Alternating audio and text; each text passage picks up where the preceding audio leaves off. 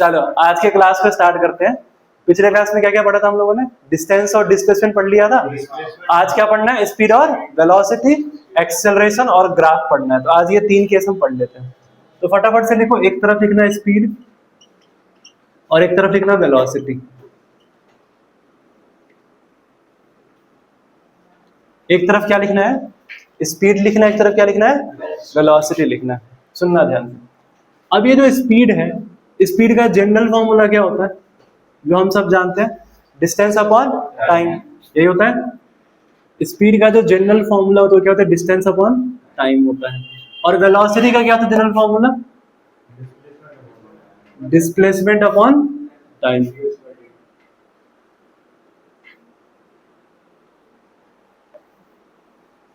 Speed का जो general formula क्या है तुम्हारा? Distance upon time. वेलोसिटी का क्या होता है? Displacement upon time. जरा बताना ऐसा यूनिट क्या होता है स्पीड का?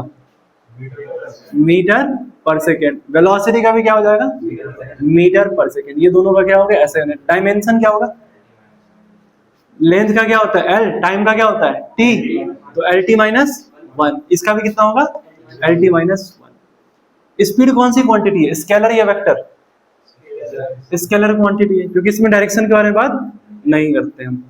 सिंपल मतलब ये है कि स्पीड में ही अगर हम डायरेक्शन ऐड कर देना, ये क्या बन जाता है? वेलोसिटी। मतलब 5 मीटर पर सेकंड से चल रहा है, क्या हो गया हमारा? स्पीड। लेकिन मैं कह रहा हूँ 5 मीटर पर सेकंड ईस्ट की तरफ जा रहा हूँ, अब ये क्या बन गया? वेलोसिटी बन गया। मतलब कि स्पीड में ही क्या ऐड कर दें हम? डायरेक्शन। ये क्या बन गया? वेलोसिटी बन गया। तो सिंपल सिंपल ये कौन सी क्वांटिटी हो गई? Vector quantity. ये वेक्टर क्वांटिटी हो गई। अच्छा, स्पीड हम दो तरीके का पढ़ेंगे, एवरेज और इंस्टेंटेनियस। एक है एवरेज स्पीड और एक क्या है? Instantaneous speed. ब्लैक ज्यादा अच्छा दिखता है ना ब्लू से। एक एवरेज स्पीड, एक कौन सा हो गया? Instantaneous speed. अच्छा, इसके अलावा यूनिफॉर्म, नॉन यूनिफॉर्म और होता है। ये तो सबको पता है ना कि पूरे जर्नी में अगर एक जैसी स्पीड है तो कैसा हो गया? यूनिफॉर्म। और अगर अलग अलग है तो कैसा हो गया? Non uniform. एक तो ये भी हो गया। अगर हम बात करें एवरेज स्पीड की, बात करें किसकी बात करें? एवरेज स्पीड की। अच्छा, वेलोसिटी को भी दो तरीके से हम बांट देते हैं। वेलोसिटी भी कितने तरीके का? दो तरीके का। एक कौन सा है? एवरेज वेलोसिटी, और एक कैसा है? Instantaneous velocity. तो वेलोसिटी भी दो तरीके का है, एवरेज वेलोसिटी और इंस्टेंटेनियस वेलोसिटी। स्टार्ट करते हैं एवरेज स्पीड से। किससे स्टार्ट करते हैं? Average speed. अब क्या होता है एवरेज स्पीड? जैसे मान लो ये किसी का घर है, सब लोग कहाँ से आते हो? घर से आते हो। तो मान लो ये घर है किसी का, तो घर से निकलते ही कुछ दूर चलते ही कहाँ आ गए? कोचिंग पे आ गए। तो मान लो यहाँ आ गए, नाम नहीं लिखना अभी, पर घर से निकलते ही कुछ दूर चलते ही कहाँ आ गए? यहाँ आ गए। अच्छा, जब घर से यहाँ तक आते हैं तो क्या पूरे जर्नी में अपनी स्पीड एक जैसी होती है, अलग अलग होती है? अलग अलग होती है ना। तो क्या अगर हमें एवरेज निकालना है तो पूरे जर्नी का हमें क्या लेना पड़ेगा? Total distance. और पूरे जर्नी का क्या लेना होगा? Total time. ये कौन सी स्पीड होगी? Average speed. तो कभी भी एवरेज स्पीड निकालना तो क्या फॉर्मूला यूज करें? Total distance travelled upon total time taken. Total distance travelled, total distance travelled upon में टोटल टाइम टेकन। तो पूरा कितना हमने डिस्टेंस ट्रेवल किया और टोटल कितना टाइम लगा, वही कौन सी स्पीड है? एवरेज स्पीड है। अब इंस्टेंटेनियस स्पीड का सिंपल मतलब क्या है कि at that instant, at that instant हमारी स्पीड क्या है? जैसे हम कार या बाइक चलाते हैं, तो कार या बाइक का जो स्पीडोमीटर होता है वो कौन सा स्पीड बताता है? एवरेज या इंस्टेंटेनियस? इंस्टेंटेनियस ना। कार या बाइक हो गया तो स्पीडोमीटर कौन सा स्पीड बताएगा? इंस्टेंटेनियस। अब एक काम करते हैं, इसका हम फॉर्मूला लिखते हैं मैथमेटिकल फॉर्म में थोड़ा सा। कभी भी लंबे समय का चेंज हो तो हम डेल्टा यूज करते हैं। किस कौन सा साइन यूज करते हैं? डेल्टा। तो यहाँ पे क्या इसको मैं डेल्टा एक्स में डेल्टा टी लिख दूं, क्योंकि यहाँ पे लंबे समय का चेंज हो रहा है ना। लेकिन कभी भी अगर हमें इंस्टेंटेनियस स्पीड निकालना है तो हमें क्या करना पड़ेगा? छोटा सा डिस्टेंस लेना पड़ेगा और छोटा सा टाइम। तो यहाँ पे इंस्टेंटेनियस के लिए हम dx बाई dt यूज कर लेंगे। क्या यूज कर लेंगे? dx by dt। ये समझ आ गया। एवरेज के लिए क्या यूज कर रहे हैं हम? Delta x by delta T. और इंस्टेंटेनियस के लिए क्या यूज कर रहे हैं हम? dx by dt। क्लियर है। अगर हम बात करें एवरेज वेलोसिटी, तो वेलोसिटी में हमें टोटल डिस्टेंस की जगह क्या लेना पड़ेगा? Total displacement. तो इसको क्या लिखे हम? Total displacement upon total time. समझ आ गया। तो अगर मैं मैथमेटिकल फॉर्म में लिखूं तो क्या मैं इसको लिख सकता हूं? Delta x by delta T, और साथ में ऊपर वेक्टर का साइन लगा दूं। ये समझ आया कि delta x by delta T, और साथ में हमने क्या लगा दिया, वेक्टर का साइन, हो गया ये। और इसमें क्या करें हम, D x by D T, और साथ में हमने क्या लगा दिया, वेक्टर लगा दिया। कौन सी वेलोसिटी हो गई, इंस्टेंटेनियस वेलोसिटी हो गई। ये समझ आया। सबसे ज्यादा जो कॉमन क्वेश्चन पूछा जाता है इसमें, एक कॉन्सेप्चुअल क्वेश्चन पूछा जाता है, वो पता क्या है कि एवरेज स्पीड और एवरेज वेलोसिटी, इन दोनों का क्या मैग्नीट्यूड हमेशा सेम हो सकता है? नहीं, हमेशा सेम हो सकता है नहीं। जैसे मान लो कि, जैसे मान लो ये घर है, जैसे ये पॉइंट ए है और ये पॉइंट बी है। अब ए से भी कोई जा रहा है अलग स्पीड में, और बी से ए आया कोई अलग स्पीड में, तो आने जाने का एवरेज स्पीड तो अलग हो जाएगा, पर क्या एवरेज वेलोसिटी जीरो हो जाएगा? मतलब कि एवरेज स्पीड और एवरेज वेलोसिटी, इसका ना मैग्नीट्यूड सेम हो भी सकता है और नहीं भी हो सकता है। अगर मान लो कि हम ए से बी तक ही गए, रास्ता सीधा है, तो जो स्पीड आएगा वही वेलोसिटी आएगा। एवरेज मैग्नीट्यूड की बात कर रहे हैं हम खाली, तो इसका मैग्नीट्यूड सेम हो भी सकता है और नहीं भी होगा। लेकिन अगर हम बात करें इंस्टेंटेनियस स्पीड और इंस्टेंटेनियस वेलोसिटी, इसका मैग्नीट्यूड हमेशा सेम रहेगा, क्योंकि हम छोटा सा डिस्टेंस ले रहे हैं ना। समझ आया? तो ये तुम्हें ध्यान रखना है, ये कॉन्सेप्चुअल क्वेश्चन आता है, स्टेटमेंट में पूछा जाता है, तो नोट करके लिख लेना है कि, यहाँ पे नोट करके लिख लेना कि, लिख लो instantaneous speed and instantaneous velocity have always same magnitude. Note करके लिख लो, instantaneous speed and instantaneous velocity have always same magnitude. इसका मैग्नीट्यूड हमेशा कैसा रहेगा, सेम रहेगा। डिफरेंस क्या होगा, डायरेक्शन का होगा। तभी तो स्पीडोमीटर सही बताता है, वरना गलत नहीं बताता। तो यही रीजन है, स्पीडोमीटर सही बताता है, क्योंकि इंस्टेंटेनियस तो हमेशा कैसा रहेगा, चाहे स्पीड बोलो या वेलोसिटी बोलो, दोनों का डायरेक्शन कैसा रहेगा, सेम रहेगा। ये समझ आ गया? तो पहले कॉन्सेप्ट समझ आ गया। हाँ, टोटल डिस्प्लेसमेंट ले रहे हैं ना एवरेज वेलोसिटी में, डिस्टेंस नहीं ले रहे हम, डिस्प्लेसमेंट ले रहे हैं। तभी हमने वेक्टर लगा दिया यहाँ पे, क्या साइन लगाया, वेक्टर। हाँ सही है, सिंपल वेलोसिटी का मतलब है स्पीड प्लस डायरेक्शन, हो गया वेलोसिटी। जैसे अभी बताया था कि 2 मीटर पर सेकंड से हम चल रहे हैं, तो ये क्या हो गया, स्पीड हो गया। लेकिन मैं कह रहा हूँ 2 मीटर पर सेकंड में ईस्ट में जा रहा हूँ, अब ये क्या बन गया, वेलोसिटी बन गया। बस ये अंतर है और कुछ नहीं।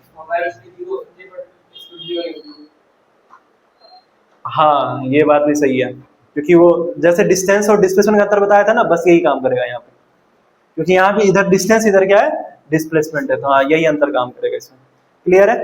अब जो हमें करना है, इसे क्या करना है, क्वेश्चन। और सबसे ज्यादा जो क्वेश्चन पूछा जाता है, खास करके सीडीएस के वाले एग्जाम में और एनडीए वाले में, तो सीडीएस में सबसे ज्यादा ना एवरेज स्पीड से क्वेश्चन आता है। इंस्टेंटेनियस में वही आएगा, डिफरेंशिएशन से नहीं आएगा क्वेश्चन, वो मैथमेटिक्स नहीं है उतना। तो डिफरेंशिएशन वाला पार्ट तो हमें करना ही नहीं है, उससे क्वेश्चन नहीं आएगा। हमें एवरेज स्पीड से ना न्यूमेरिकल्स पूछे जाते हैं, सिंपल सिंपल। और इस बार आया भी है, इस बार आया भी है, तो वही हम कर रहे हैं।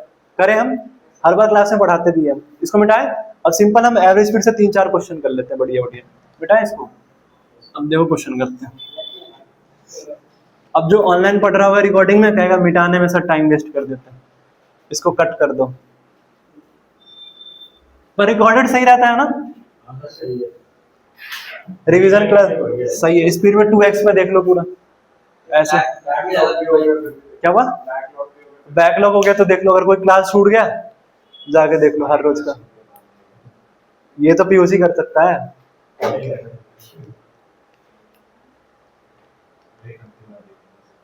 देखो करे क्वेश्चन, सिंपल सा क्वेश्चन है। ये पॉइंट ए है और ये पॉइंट क्या है, बी, और सी जो है यहाँ पे मिड पॉइंट है। सी क्या है यहाँ पे, मिड पॉइंट। हमने एक रास्ता बना दिया ए बी और सी। अब ए से बी तक जो पूरा डिस्टेंस है वो है 2 किलोमीटर। ए से बी तक पूरा डिस्टेंस कितना है, 2 किलोमीटर। कोई ए से सी तक जा रहा है, जो इसकी स्पीड है v1 किलोमीटर पर आवर। ठीक है, कोई इंसान कहां से कहां जा रहा है, ए से सी तक। तो ए से सी तक जा रहे थे, तो इसकी स्पीड कितनी है, v1 किलोमीटर पर आवर। और सी से बी तक में कितनी है, v2 किलोमीटर पर आवर। हो गया, ये समझ आ गया कि हाँ, अलग अलग आधे रास्ते पे स्पीड कितनी थी, v1 थी, और बाकी आधे में कितनी हो गई, v2 हो गई। तो पूरे जर्नी का एवरेज स्पीड क्या होगा ये तुम्हें बताना है। पूरे जर्नी का एवरेज स्पीड कितना होगा ये बताना है। बताओ जरा, ये सवाल इसी बार आप पूछा गया सीडीएस, इसी बार सीडीएस में ये सवाल पूछा गया था। चलो बताओ, सीडीएस में पूछा गया। आप लोग ही बताएं, नीचे कमेंट करें।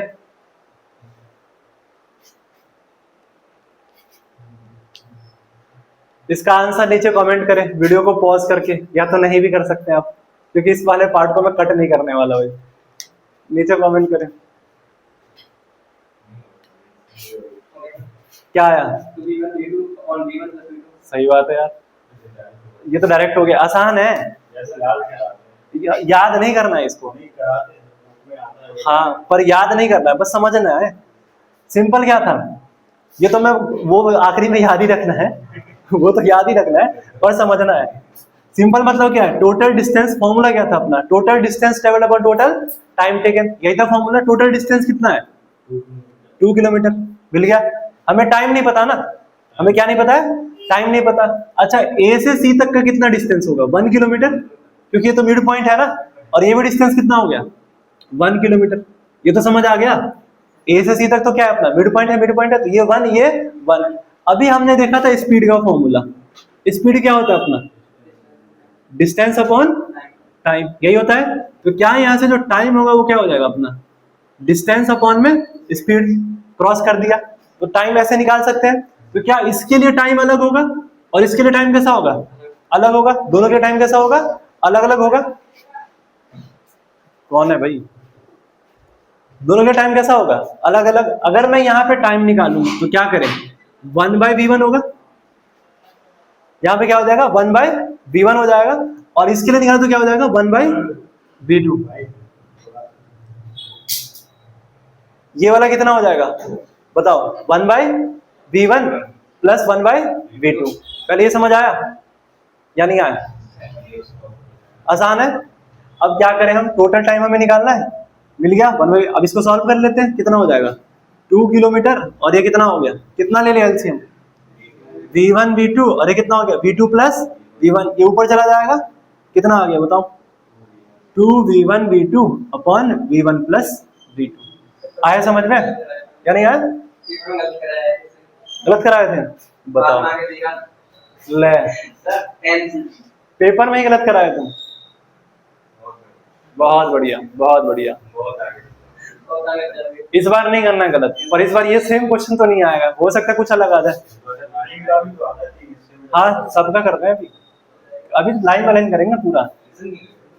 कल देखे थे ना डिस्टेंस और डिस्प्लेसमेंट का, पूरा केस किया था ना, कोई भी केस तो नहीं छोड़ा था ना, तो पूरा केस करेंगे, कोई केस नहीं छोड़ने वाला, आराम आराम से होगा, सब होगा। हाँ सब्र का फल मीठा होता है, किसने बोला, अब करेला खाओगे तो तीखा ही मिलेगा ना, चाहे कितना सब्र करके भी खाओ। करेला कभी मीठा हो सकता है, क्या हुआ, हाँ तो कुछ फल लगता है हमें कि तीखा है, पर वो फायदेमंद होता है ना। मिर्ची फायदेमंद नहीं होती। चलो आगे देखें, ये समझ आ गया। हमने क्या किया, टोटल डिस्टेंस ले लिया और यहाँ से टाइम निकाल लिया। ये सवाल इसी बार आया था सीडीएस में, पूछा था ना। अब सिंपल ये याद रखना है, ये फॉर्मूला कब यूज करना है, पहले ये ध्यान रखना है। ये फॉर्मूला तब यूज करना है ना जब पूरे जर्नी में, हाफ जर्नी में स्पीड अलग, बाकी हाफ में अलग, तब आंख बंद करके ये फॉर्मूला यूज करना है। हाँ अगर हाफ ऑफ जर्नी में अलग अलग स्पीड है तब, लेकिन अगर हाफ नहीं है तब ये फॉर्मूला यूज नहीं करना, तब बैक टू बेसिक जैसे ये किया है सॉल्व वैसे करना है, total distance upon total time करना। ये समझ आ गया। एक अगला क्वेश्चन दे रहे हैं, सही से करके बताना, बढ़िया सवाल दे रहे हैं, करके बताओ। इसको मिटा दे, हाँ एक सवाल करके बताना, क्वेश्चन लिखना जरा। A body covered 1/3 distance at speed of, a body covered 1/3 distance at a speed of 18 kilometre per our. Question लिखना है, a body covered 1/3 distance at a speed of 18 kilometre per hour and remaining distance at a speed of 20 metre per second, and remaining distance at a speed of 20 metre per second. A body covered 1/3 distance at a speed of 18 km per hour and remaining distance at a speed of 20 meter per second. Find the average speed during whole journey of this body. Find the average speed during whole journey of this body. उस body का ना average speed निकालना है पूरे journey का। अब देखो इस बार हाफ हाफ वाला केस नहीं है, अब ये कहानी अलग हो गया, ये हाफ हाफ का केस नहीं है।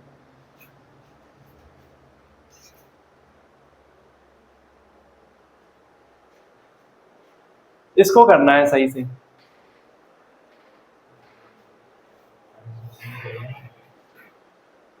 करो सही सही करो। पहले हमें क्या करना है, यूनिट सेम करना है। पहला जो अपना काम है ना, वो क्या काम है, यूनिट को सेम करना है। जब तक यूनिट सेम नहीं होगा मजा नहीं आएगा, वैल्यू गलत आएगी, आंसर गलत आएगी। तो पहला काम ही यही है, यूनिट को सेम रखना है।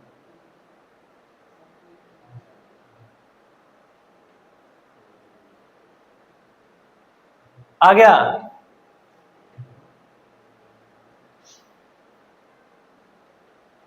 ऑनलाइन वाले बच्चे जो रिकॉर्डिंग देख रहे हो, आप लोग भी करो क्वेश्चन को, फटाफट करके आंसर बताओ, नीचे कमेंट करो आंसर।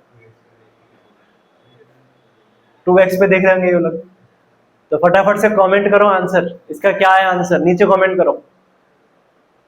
अगर हम कभी कमेंट देखेंगे, जरूर कमेंट देखेंगे, तो उसमें रिप्लाई करेंगे वेरी गुड वेरी गुड, और अगले क्लास में आपका नाम लिया जाएगा। फिर जो कमेंट करेगा उसका नाम लिया जाएगा अगले क्लास में, हाँ?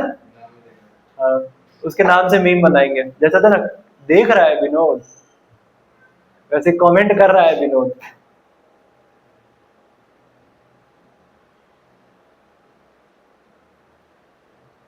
आ गया?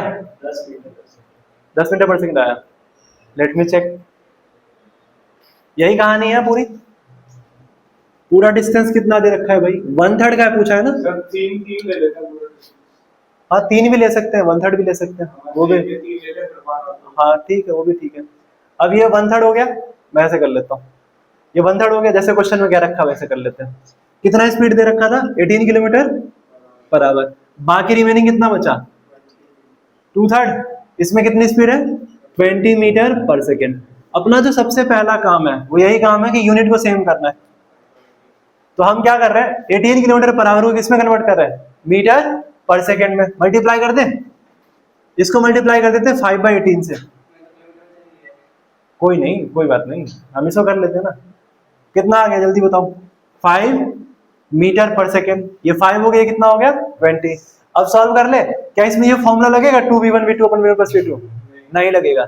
इसमें बैक टू बेसिक करना पड़ेगा, total distance upon total time. तो अगर हम करें तो टोटल डिस्टेंस कितना हो जाएगा, 1/3 + 2/3। एक ही बार में 1 लिख दे, इसको 1 लिख दिया। टाइम अगर मैं निकालूं तो क्या करेंगे, डिस्टेंस बाय स्पीड कर दे। तो यहाँ पे डिस्टेंस कितना है 1/3 और स्पीड कितना है 5, तो इंटू में 5 हो जाएगा, प्लस 2/3 इंटू में कितना हो गया 20। हो गया सॉल्व। अब ये कितना हो जाएगा 1/1/15 प्लस ये कितना हो जाएगा, ये तो 10 हो जाएगा, 30 हो गया, 1/30। 10 ही आएगा, 10 आएगा। कितना आ गया, तो एवरेज स्पीड कितना आ गया 10। ये जो फॉर्मूला है 2v1v2, ये जो फॉर्मूला है ना 2v1v1 और 2v1v2 अपॉन v1 + v2, वो बस हाफ के लिए याद रखना। बाकी कुछ भी हो ना, सबसे आसान बेसिक वाला ही है, सबसे आसान बेसिक है। फॉर्मूला में कॉन्सेप्ट, तो एक फॉर्मूला और बताता हूँ जो कहाँ यूज करना है, एक कॉन्सेप्ट और सिखाता हूँ, क्वेश्चन से ही सिखाते हैं। अगला क्वेश्चन दे, देखो बताओ जरा, ये क्वेश्चन से ही कॉन्सेप्ट सिखाते हैं। हर क्वेश्चन अलग अलग कॉन्सेप्ट का है, मैं सिमिलर क्वेश्चन नहीं करा रहा हूँ प्रैक्टिस, हर क्वेश्चन का कॉन्सेप्ट अलग अलग है, ताकि जल्दी जल्दी कवर कर ले हम लोग आसानी से। अगला क्वेश्चन देखना कि कोई ए से बी तक है, 3 पॉइंट ले लेते हैं हम। ए से बी तक जो इसकी स्पीड है वो हम मान लेते हैं कितना है 20 मीटर पर सेकेंड। कितनी है 20 मीटर पर सेकेंड। और बी से सी तक जो इसकी स्पीड है वो 30 मीटर पर सेकेंड है। और सी से डी तक जो इसकी स्पीड है वो हम ले लेते हैं अगेन 50 मीटर पर सेकेंड। ले लिया, 3 अलग अलग स्पीड ले लिया, समझ आ गया। ए से बी तक कितनी स्पीड है 20 मीटर पर सेकेंड, बी से सी तक कितनी है 30 है, और सी से डी कितना है 50 मीटर पर सेकेंड।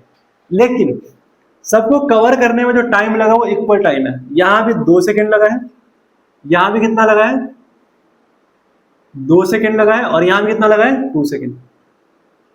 मतलब इतना जो डिस्टेंस है इसको कवर करने में टाइम कैसा लगा है, इक्वल लगा है। तब बताओ पूरे जर्नी का एवरेज स्पीड क्या होगा। क्वेश्चन समझ आ गया कि ए से टाइम इक्वल इक्वल लग रहा है, तो बताओ एवरेज स्पीड क्या होगा पूरे जर्नी का। इसका मैं सिंपल एक ट्रिक भी बताता हूं, और ट्रिक से ही करना है इस कॉन्सेप्ट का।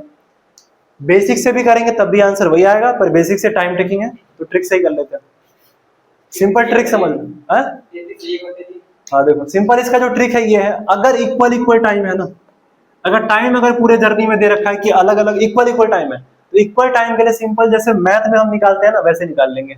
जैसे मैथ एवरेज निकालते हैं ना, सिंपल एक वेरिएबल से कर लेते हैं यहाँ पे। अगर इक्वल इक्वल टाइम है, जैसे यहाँ भी V1 यहाँ भी क्या है V2, लेकिन दोनों को सेम टाइम लग रहा है, इक्वल टाइम लग रहा है, मतलब ये V1 ये V2 है, तो अगर मुझे इसका एवरेज निकालना है, एवरेज स्पीड, तो मैं क्या करूंगा, V1 प्लस V2 बाय 2 कर देंगे। अगर 3 होता तो समझ आया। तो जैसे मैथ में एवरेज निकालते वैसे निकालना है। वो कब करना है, जब टाइम कैसा हो, इक्वल हो। पहले हम क्यों नहीं कर पा रहे थे, क्योंकि टाइम इक्वल नहीं था। जब भी इक्वल टाइम हो सीधा करना है, तो सीधा कितना करें, 20 प्लस 30 प्लस 50, यही करेंगे, डिवाइड बाय 3 कर दे, कितना हो गया 100 बाय 3। समझ आ गया। तो यहां जो एवरेज स्पीड आ कितना आ गया 100 बाय 3 मीटर पर सेकेंड। ये समझ आया नहीं आया, ठीक है 33.33 जाएगा अपना। तो ये अपना क्या आ गया, एवरेज स्पीड। तो ये वाला कॉन्सेप्ट कब यूज करना है समझ आ गया, इक्वल टाइम के लिए। अब अगर हम पूरा करने जाए तो टाइम ज्यादा लगेगा, टोटल डिस्टेंस अपन टोटल टाइम करने जाए तो टाइम क्या लगेगा, ज्यादा लगेगा। तो ये ध्यान रखना कि टाइम इक्वल है, एक ही बार में एवरेज निकाल लेंगे। ये समझ आ गया। चलो अगला सवाल, अगला सवाल देखें। देखो क्या, इसको मिटाओ। देखो अगला सवाल क्या है समझो। तो सिंपल जो अगला सवाल है वो ये है कि वही है कि पॉइंट ए से बी तक हम जा रहे हैं अलग स्पीड में, ले लेते हैं कुछ स्पीड 5 मीटर पर सेकेंड, और बी से ए हम आ रहे हैं 10 मीटर पर सेकेंड से। जब गए तो कितने स्पीड से गए 5 मीटर पर सेकेंड, और आए तो कितने से आए, वापस रिटर्न भी आए, तो रिटर्न कितने से आए 10 मीटर पर सेकेंड से।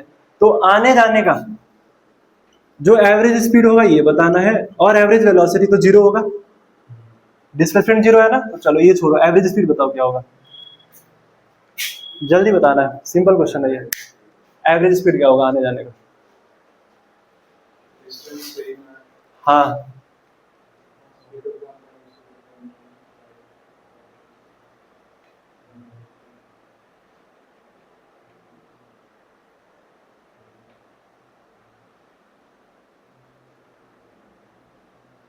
क्या होगा, आ गया 20/3 आ गया 6.33।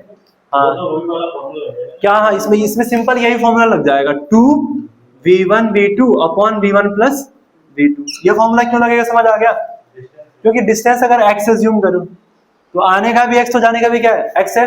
ये हाफ डिस्टेंस का केस हो गया, और जैसे ही हाफ डिस्टेंस का केस हो सीधा ये फॉर्मूला यूज कर लेना।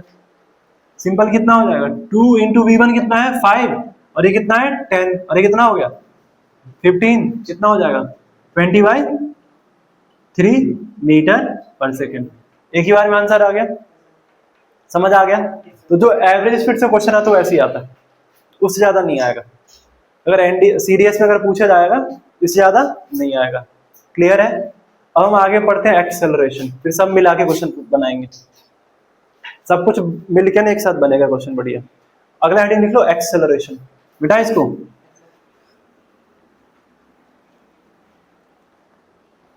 माइक तो काम कर रहा है ना, रिकॉर्ड कर रहा है ना, ऐसा तो नहीं है कि डिस्चार्ज हो गया डाउन हो गया, सही कर रहा है, नजर है,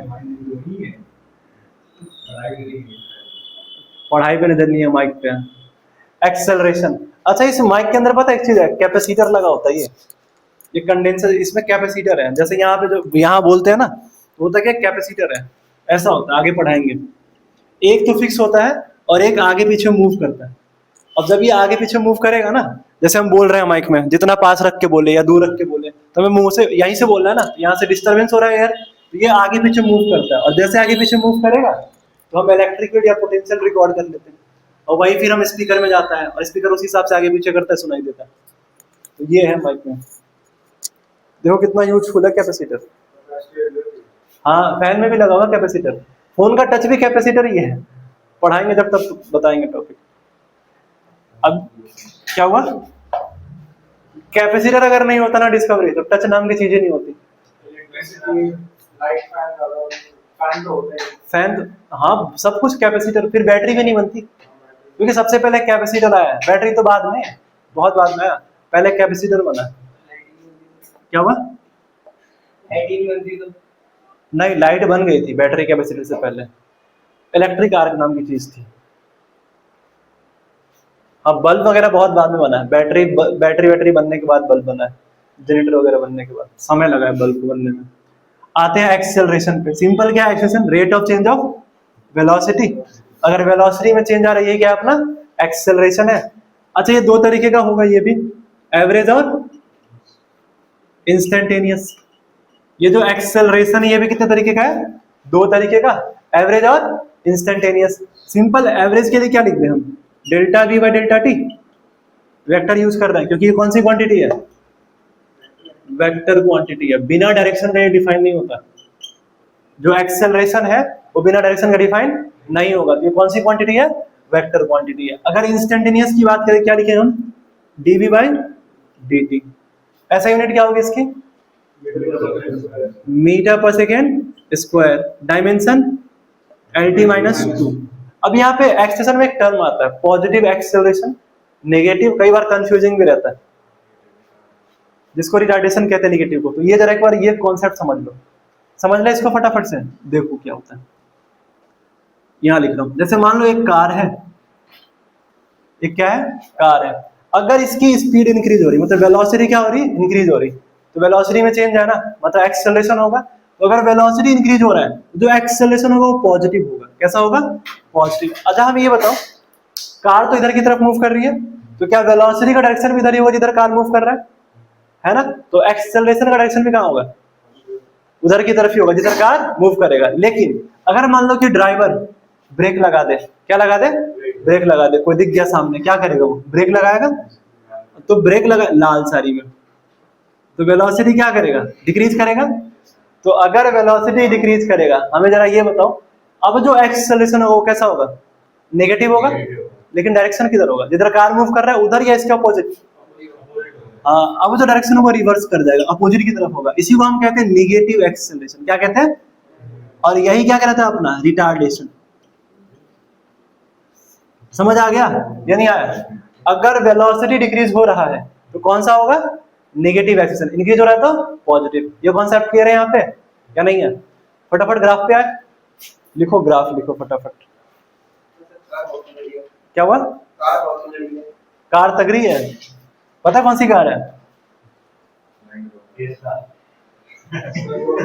हाँ, वो डब्बा वाली नहीं आई, MCG वाली, MG वाली, चाइना वाली। ये चाइनीज कंपनी है ना वो। हाँ, MG की जो है चाइनीज ही है ना, डब्बे की तरह जो आती है। टाटा नैनो से थोड़ा सा अच्छा है, महंगा है पर बहुत अजीब लगता है वो कार, हमें लगता है। हाँ? देखने से लगती है बैड डिसीजन है किसी का। हाँ, बिल्कुल लो ले रहे हैं। हमें तो डर लगता है वो कार देख के रोड पे। एक दिन पता है क्या हुआ, यहीं से आ रहे थे, पालम वाला फ्लाईओवर नहीं है, तो फ्लाईओवर से नीचे उतरे, तो एक लेडीज ना कार चला रही थी, शायद यही कार था, पता नहीं MG का कोई दूसरा मॉडल होगा। इंडिकेटर दे रखा था राइट में, तो हमें लगा कि सच में ये राइट जाएगी, तो मैं उस हिसाब से कर रहा था अपना। अचानक लेफ्ट में गई, हमें ये बताओ क्या? तो लड़कियों का भरोसा नहीं होता, कई बार दे रखी होती है राइट में, मूर्ति लेफ्ट में। क्या हुआ? अच्छा वो हमें, हाँ ये सही बात है, वो अपने हिसाब से दे रही थी, वो अपना नहीं कि आप राइट में मुड़े हम लेफ्ट में जाएंगे, वो अपना सोचती नहीं है। सही में किसी देश में ऐसा कोई नियम है क्या कि इंडिकेटर इंसान के हिसाब से दिया जाता है? नहीं, वो ड्राइविंग का तो नियम है, रोड का तो अलग अलग है, इंसान के हिसाब से नहीं है ना, फिर तो हो गया। पाकिस्तान का सोचो कैसा होगा।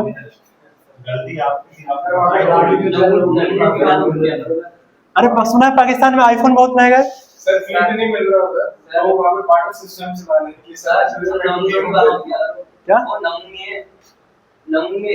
अच्छा, नमूने नाम दिया करे पाकिस्तान को, क्या ही बोले हम। क्या हुआ? नहीं बोल सकते हैं भाई, पाकिस्तान जो बोलना है बोले।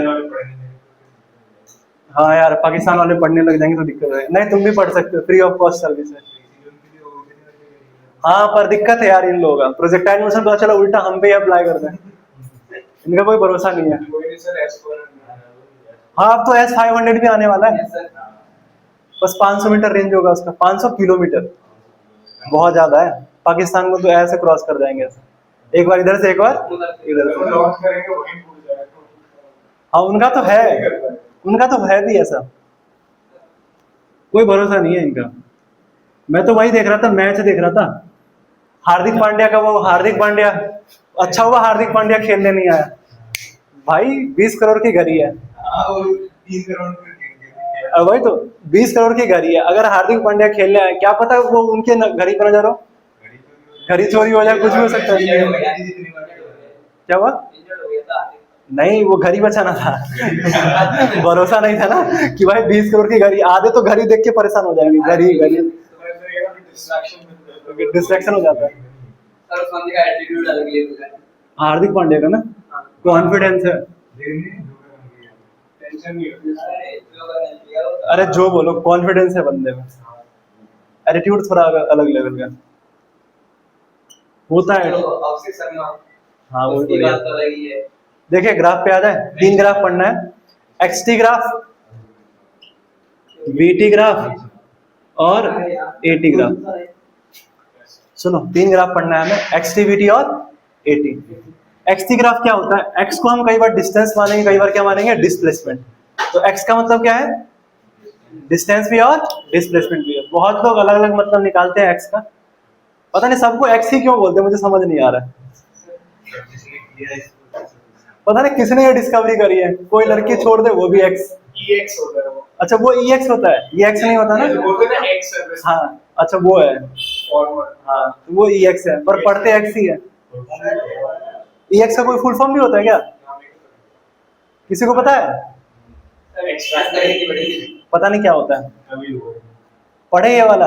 अच्छा देखो ग्राफ में ना हमें एक ही चीज पता होना चाहिए, वो स्लोप है। ग्राफ में नहीं, ग्राफ में ना हमें एक ही चीज पता होना चाहिए, वो क्या है, स्लोप। अगर स्लोप पता है तो ग्राफ निकालना, मतलब कोई भी किसी भी ग्राफ को ना आसानी से स्टडी कर सकते हैं। सिंपल स्लोप का मतलब क्या है, ऐसे समझते हैं कि ये y एक्सिस है और ये क्या अपना x एक्सिस। अगर मुझे इसका स्लोप निकालना है, अगर लाइन सीधी है तो स्लोप कैसे निकालते हैं, ढलान होता है सिंपल। स्लोप क्या है तुम्हारा, ढलान है, तो कैसे निकालेंगे, delta y by delta x, यही हो गया स्लोप। मतलब y में कितना चेंज है और x में कितना चेंज है, ये क्या अपना स्लोप है। क्या मैं इसको थीटा मान लूं तो क्या ये tan थीटा नहीं होगा, स्लोप परपेंडिकुलर बाय बेस, तो क्या स्लोप को हम tan थीटा भी बोल सकते हैं। तो ये तो पूरे जर्नी का चेंज हो गया ना। अगर मुझे स्मॉल चेंज निकालना है तो सिंपल dy बाई dx भी लिख सकते हैं, समझ आ गया। सिंपल स्लोप का मतलब समझ आ गया। अब आते हैं इस वाले ग्राफ पे, XT वाले ग्राफ पे। कौन सा ग्राफ समझते हैं हम, XT का ग्राफ समझते हैं। अगर हम XT ग्राफ बना दें,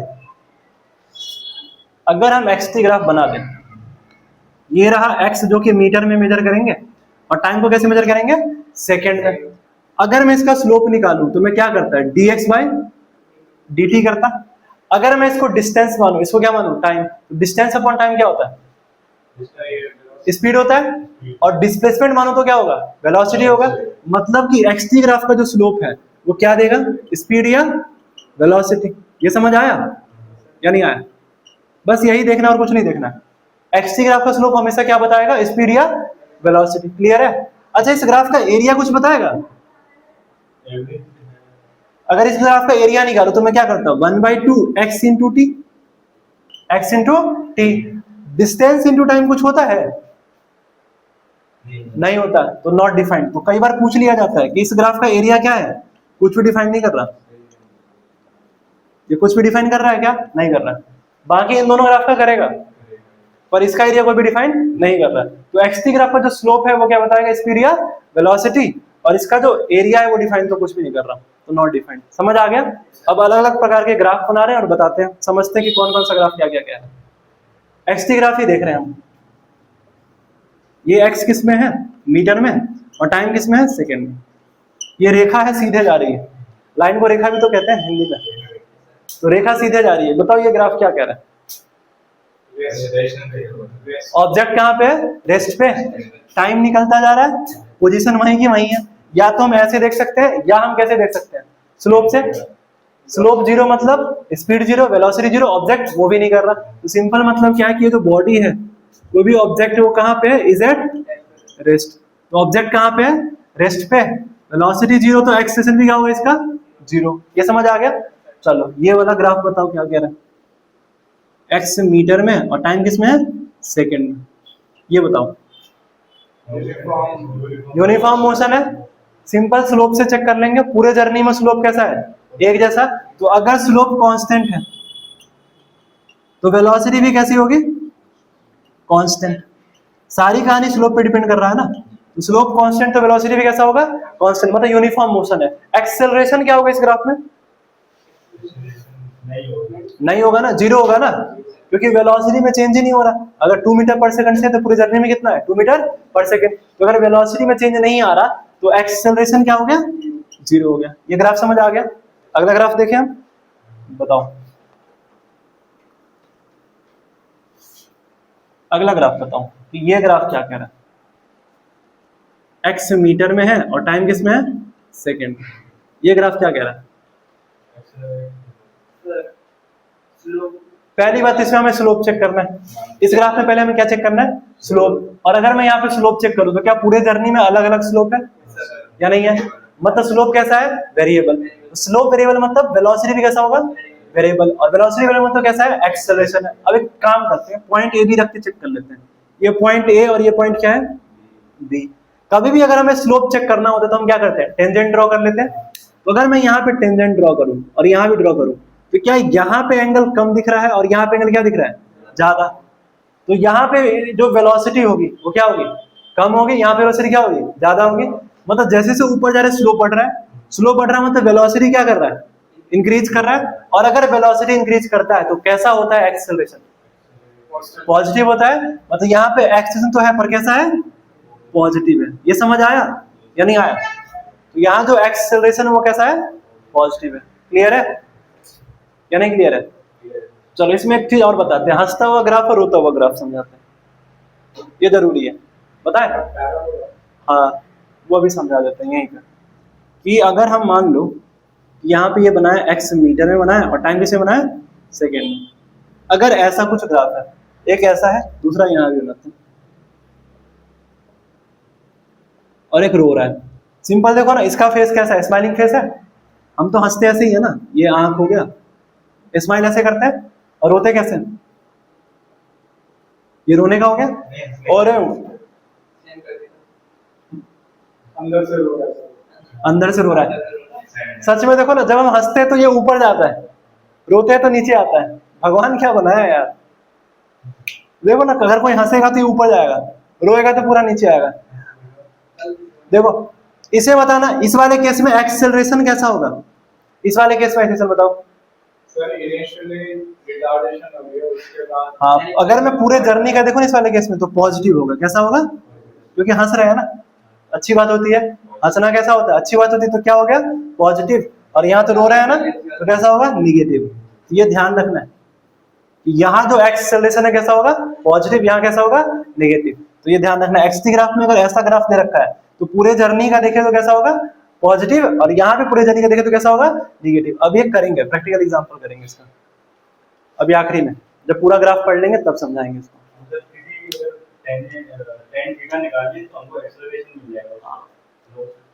नहीं, अगर एक्स ग्राफ है ना, इसका टेंजेंट निकालें तो वेलोसिटी मिलेगा, इसका तो वेलोसिटी मिलेगा ना। हाँ बीटी ग्राफ होगा तब उसका क्या मिलेगा हमें, एक्सेलरेशन मिलेगा। ये आ गया समझ या नहीं आया।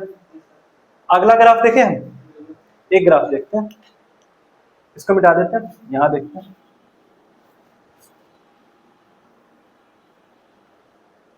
ये बताओ क्या होगा, दो ग्राफ बनाते हैं, दोनों का मतलब बताओ। एक ग्राफ ये है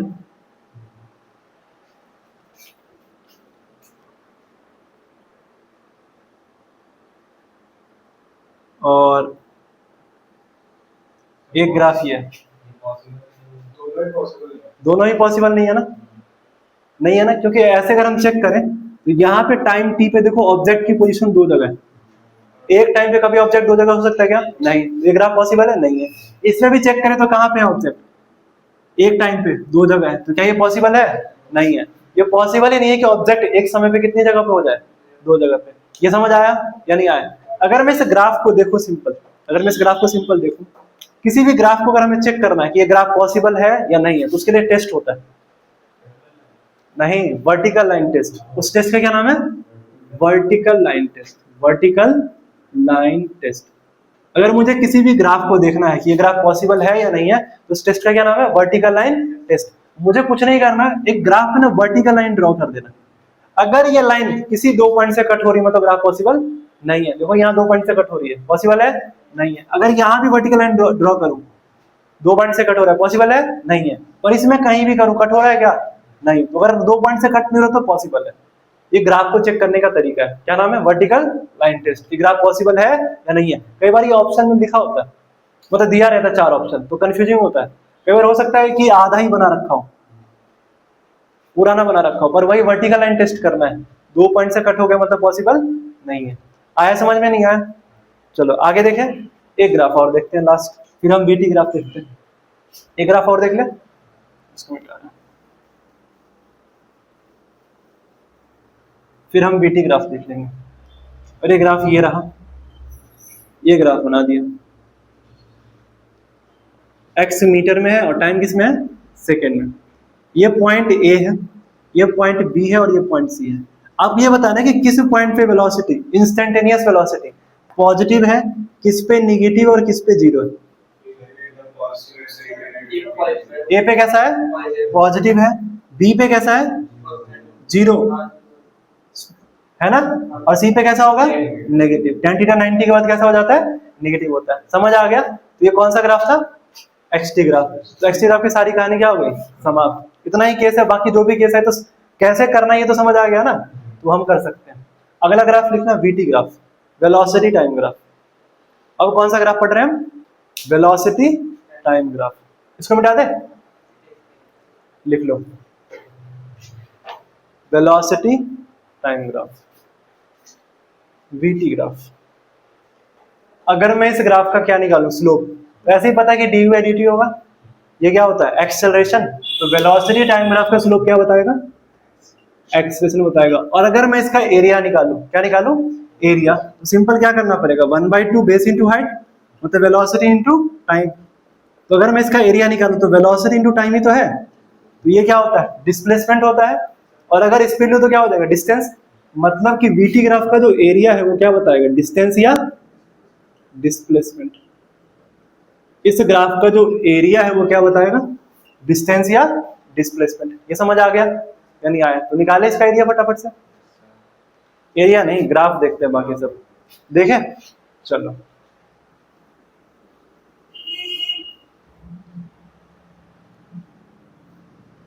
ये देखना, इधर वेलोसिटी मीटर पर सेकेंड में, इधर टाइम किस में रख रहे हैं हम?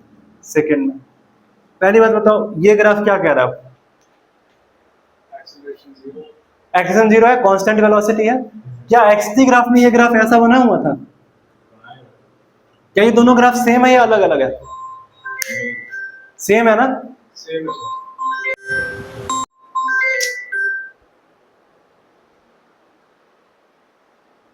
क्या ये दोनों ग्राफ सेम है या अलग अलग है? सेम है। ये समझ आ गया? यहाँ पे क्या हो गया? एक्सेलरेशन क्या हो गया? जीरो। वेलोसिटी क्या है? कांस्टेंट। बाकी सारा कॉन्सेप्ट तब समझ आ ही गया होगा। बाकी सारा कॉन्सेप्ट समझ आ गया। यहाँ पे क्या होगा? ये वाला ग्राफ बता दो, ये वेलोसिटी और टाइम का। ये ग्राफ क्या कह रहा है? मतलब एक्सेलरेशन कैसा है? यूनिफॉर्म। मतलब स्लोप कांस्टेंट है, तो एक्सेलरेशन भी कैसा होगा? कांस्टेंट, लेकिन पॉजिटिव में, है ना? ये बताओ ये क्या होगा?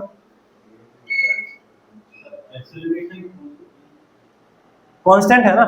समय के साथ बढ़ता जा रहा है, स्पीड बढ़ रहा है, पर एक्सेलरेशन में चेंज नहीं आ रहा।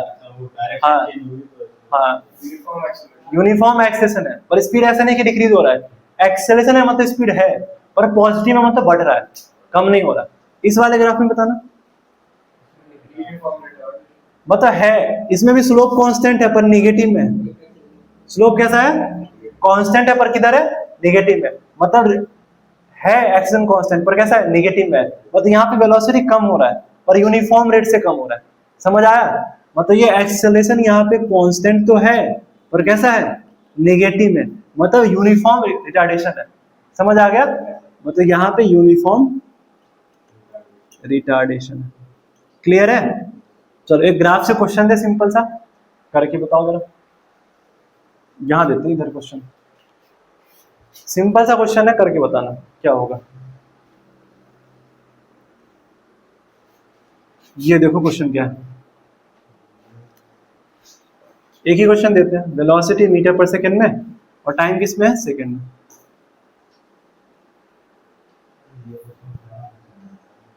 जाना पहचाना है ना, ऐसा ग्राफ तो बहुत देखा होगा। 4 मीटर पर सेकंड है ये 2 मीटर पर सेकंड है और ये -2 मीटर पर सेकंड है। यहाँ पे 2 सेकंड, 4 सेकंड, 6 सेकंड और 8 सेकंड। डिस्टेंस और डिस्प्लेसमेंट बताना है टिल 8 सेकंड। टिल 8 सेकंड क्या बताना है, डिस्टेंस बताना है और क्या बताना है, डिस्प्लेसमेंट। डिस्टेंस और डिस्प्लेसमेंट बताना है टिल 8 सेकंड क्या होगा। समझ आया? चलो बताओ।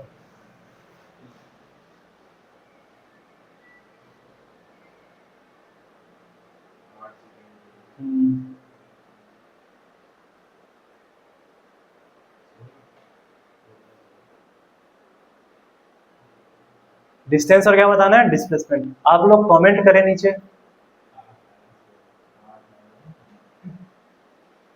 जो यूट्यूब पे देख रहे हैं आप लोग कृपया नीचे कमेंट करें। हमारी नजर आपकी तरफ भी है, हम ऊपर वाले का ध्यान रखते हैं, कैमरे का भी ध्यान रखते हैं, हमारी नजर कैमरे पे भी है। आ गया 8 और 16 होगा। हमें क्या करना है, बस एरिया निकालना है। इसका एरिया निकालो, 1/2 बेस इंटू हाइट। बेस कितना है भाई, 4, हाइट कितना है 4, कितना हो गया 8 हो गया। इसका कितना होगा, -2 और 2 कितना हो गया, -4। इसका एरिया अगर मैं निकालूं तो कितना हो गया, -4, और इसका निकालूं तो कितना हो गया, +4 हो गया। ये 2 है और ये भी कितना हो गया 2। अगर डिस्टेंस कह रहा है तो माइनस तो होता नहीं डिस्टेंस कभी, तो पूरा ऐड कर देंगे, कितना हो गया 16। तो डिस्टेंस कितना हो गया 16 मीटर। अगर डिस्प्लेसमेंट पूछ रहा है तो ये तो गायब हो जाएगा, क्योंकि नेगेटिव होता है तो कितना हो गया 8। तो डिस्प्लेसमेंट 8 आ गया, डिस्टेंस कितना आ गया 16 आ गया। आया समझ या नहीं आया? चलो अगला एटी ग्राफ देख ले फटाफट से। क्या हुआ, उसमें नहीं बनता कुछ भी। हाँ हाँ, ये इंटरनेट वालों ने नाम खराब कर रखा है।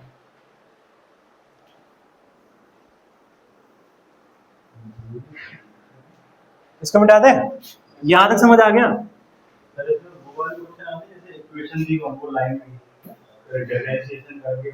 नहीं नहीं, उतना थोड़ी ना आएगा, बस इक्वेशन दे रखा होगा, फिर पूछेगा कौन सा ग्राफ सही है। अभी पढ़े नहीं है ना काइनेमेटिक इक्वेशन, जब पढ़ेंगे तब वो ग्राफ भी ले आएंगे, तब अपने आप ही समझ में आ जाएगा। जब पढ़ेंगे ना तब वो ग्राफ भी ले आएंगे। एटी ग्राफ का देखते हैं, सिंपल एटी ग्राफ का स्लोप क्या बताएगा, जर्क। अगर एक्सेलरेशन, इसको हिंदी में झटका कहते हैं, हमारे यहाँ गांव में ना पता है ये कहते हैं, बिहार की बात बताते हैं, रोड में अगर कोई रोड बन रहा होता है ना, तो तुम बाइक या कार चलाओ कुछ भी, झरझर झरझर पूरा करता है ना, तो कहते हैं जर्किंग वाला रोड है। हमारे यहाँ ये वर्ड बहुत यूज किया जाता है, जर्किंग वाला रोड है, रोड पे बहुत जर्किंग है, मतलब कोई रोड बन रहा है। क्या हुआ, हाँ रोड भी गायब हो जाता है, अलग ही चलता है, पुल गायब हो जाता है, रोड गायब हो गया।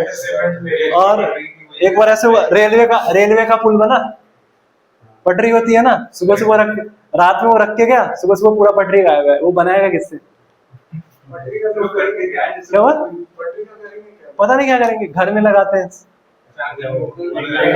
हाँ डेकोरेशन नहीं, ऐसा जैसे घर में ना वो लग जाता है ना पूरा ऐसे करके। अब टाटे का अब इतना घर में लोहा लगता है ना, वो यही यूज कर लेते हैं। पिलर के लिए यूज कर लिए, पिलर के लिए यूज कर लिया, सबसे मजबूत मिल गया पिलर।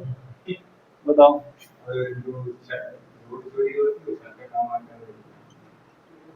नहीं पर फायदा भी यार। आज मैं पढ़ रहा था कि स्टैनफोर्ड में जो साइंटिस्ट है पूरी दुनिया का, उसमें से 2% खाली बिहार के हैं, मतलब पूरी दुनिया का जितना भी है ना रेशियो, उसमें से 2% अकेला बिहार के साइंटिस्ट का रेशियो है। हाँ, मतलब पूरी दुनिया का रेशियो हटा के, जैसे होता है ना कि इंडिया का 2% है साइंटिस्ट उसमें, ऐसा नहीं है, इंडिया छोड़ के बिहार का ही खाली 2% का रेशियो है। ज्यादा है, साइंटिस्ट ज्यादा है, और बिहार में नहीं है। दिक्कत तो ये है, हम भी देखो बिहार से यहाँ आ गए। अब किसका कॉल आ गया भाई? हाँ, काट दो यार, कॉल काट दो। चलो देखो, एटी ग्राफ देखें। सिंपल, इस ग्राफ का अगर मैं स्लोप चेक करूं क्या मिलेगा? जर्क। और अगर मैं इस ग्राफ का एरिया निकालूं, इस ग्राफ का एरिया क्या बताएगा? वेलोसिटी बताएगा ना, इसका एरिया वेलोसिटी बताएगा ना। क्यों, क्या करेंगे? एक्सेलरेशन इनटू टाइम ही तो करने वाला है, और ये क्या होता है तुम्हारा? वेलोसिटी। ये समझ आ गया? चलो लास्ट कॉन्सेप्ट पढ़ लेते हैं, ग्राफ में लिखो, graph for motion under gravity. Graph for motion under gravity, graph for motion under gravity. बस एक बार में सीख जाना क्या है कहानी। हम ग्राफ देख रहे हैं, किसका देख रहे हैं? Graph for motion under gravity. तो मोशन अंडर ग्रेविटी का हम क्या देख रहे हैं? ग्राफ देख रहे हैं। सुनो ध्यान से और समझो। सिंपल कहानी ये है, अगर मैं इसको छोड़ दूं नीचे, तो क्या इसका स्पीड इंक्रीज होगा या डिक्रीज? इंक्रीज होगा ना। तो क्या यहाँ पे एक्सेलरेशन नहीं है ना? और ये जो एक्सेलरेशन है किसकी वजह से आया? ग्रेविटी की वजह से। तो क्या इसको क्या बोलेंगे? Acceleration due to gravity. और ये कुछ हाइट तक तो कांस्टेंट होती है। कैसी होती है? यूनिफॉर्म। तो जो स्मॉल जी है, इसको स्मॉल जी से लिखते हैं, इसकी वैल्यू कितनी होती है? 9.8 मीटर पर सेकेंड स्क्वायर। ये समझ आ गया? अब कहानी ये है कि अगर मैं इस मार्कर को ऊपर उछाल दूं, तो क्या हो रहा है? इसकी वेलोसिटी कम हो रही है ना? वेलोसिटी क्यों कम हो रही है? क्योंकि एक्सेलरेशन कहाँ लग रहा है? नीचे की तरफ। और जब मैं सबसे ऊपर उछाल रहा हूं, तो सबसे टॉप पे जाके इसकी वेलोसिटी क्या हो गई? 0 हो गई। और जब ये नीचे आ रहा है, तो वेलोसिटी क्या हो रहा है? इंक्रीज कर रहा है। क्यों कर रहा है? क्योंकि gravity, acceleration due to gravity कहाँ लग रहा है? नीचे लग रहा है। ये कहानी समझ आ गया? इसी सिचुएशन का हमें ग्राफ बनाना है 3, एक्सटीवीटी और एटी बनाना है। सिचुएशन समझ आ गया? एक मार्कर या बॉल है, इसको ऊपर फेंका है u की स्पीड से या v की स्पीड से, सबसे टॉप पे जाके वेलोसिटी क्या हो गई? 0। और फिर नीचे आ रहा है तो वेलोसिटी कितना हो गया? v। इक्वल हाइट पे इक्वल वेलोसिटी होती है। ये समझ आ गया या नहीं आया? तो ऊपर गया तो कैसा होगा? Positive velocity. ऊपर गया तो कैसा होगा? पॉजिटिव। नीचे आया तो कैसा होगा? नेगेटिव। क्या पर पूरे जर्नी में एक्सेलरेशन तो वही लग रहा है, जी ही लग रहा है, 9.8। इसी का 3 ग्राफ बनाना है हमें। कौन कौन सा ग्राफ बनाना है? एक्सटी, वीटी और एटी। अगर मैं इसका एटी ग्राफ बनाऊं, तो क्या कांस्टेंट आ गया एटी? हमेशा कितना लगेगा? 9.8। और क्या नीचे की तरफ लगेगा तो क्या ऐसे बनेगा? बोलो, क्या ये सही है? चाहे ऊपर फेंको या नीचे फेंको, एक्सेलरेशन तो हमेशा नीचे ही लग रहा है। ये तो सही है एकदम। समझ आ गया? अगर मैं वीटी ग्राफ बनाऊं, तो सबसे पहले वेलोसिटी कितना था? v था। और वेलोसिटी कम होते होते क्या हो गया? 0। टॉप पे जाके क्या हो गया? 0। फिर पॉजिटिव में प्लस हुआ है ना। अब नीचे आएगा तो कैसा होगा? नेगेटिव में। अब नेगेटिव होगा तो क्या होगा? यहाँ बताओ, कम हो रहा है, तो यहाँ कितना हो गया? -v। सही है? समझ आया? सर ये साइन कन्वेंशन थोड़ा बता दो। देखो, जैसे हमने फोर्स ऊपर को लगाया, साइन कन्वेंशन अपने मन से हम यूज करेंगे। ऊपर वाले को हमने ले लिया पॉजिटिव, नीचे वाले को क्या ले लिया? नेगेटिव। तो सर अगर चीज हम ऊपर से नीचे गिरा रहे हैं, तब भी तो, हाँ, तो वेलोसिटी तो नेगेटिव लेंगे हम, लेकिन एक्सेलरेशन तो नीचे ही लग रहा है। नहीं समझ आया? ऊपर जो फेंक रहे हैं, अगर कोई चीज यहाँ ये ओरिजिन ले लिया, अगर ओरिजिन से ऊपर जा रहा है तो क्या लेंगे हम? पॉजिटिव। नीचे आ रहा है तो क्या लेंगे हम? नेगेटिव। तो वो डायरेक्शन ही बता रहा है। हाँ हाँ, तो यहाँ पे यही कहानी कि ऊपर फेंक रहे हैं तो ऊपर कैसा गया? पॉजिटिव। नीचे हुआ था कैसा हुआ? नेगेटिव। लेकिन जब हम ऊपर जा रहा है ये बॉल, तो एक्सेलरेशन कहाँ लग रहा है? नीचे ना, क्योंकि वेलोसिटी क्या हो रहा है?